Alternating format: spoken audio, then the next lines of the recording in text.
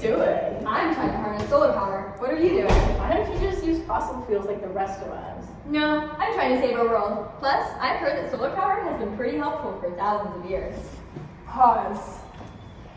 Did you know that the first recorded uses of solar power were in ancient Greece, Rome, and China? And did you know the modern world has been toying with the idea of solar panels since 1896? No, we didn't. Well, now you do. Come on, let's go learn more about solar thermal power.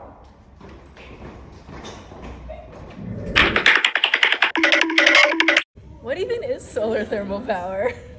Solar thermal power is a form of energy that is provided by light from the sun to produce heat and electricity. Solar thermal power is collected through solar energy collectors with two main parts, reflectors and receivers.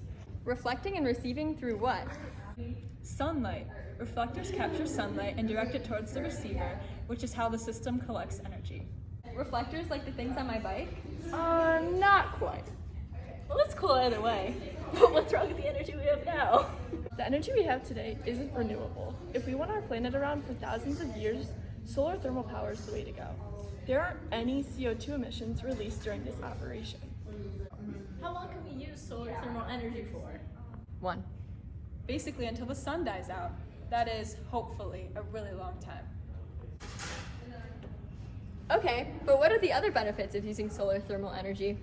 Using solar thermal energy is a lot less expensive than our current sources. It takes 60% less energy to heat water and 35% less energy to heat spaces. What are some systems that are used to generate solar thermal power?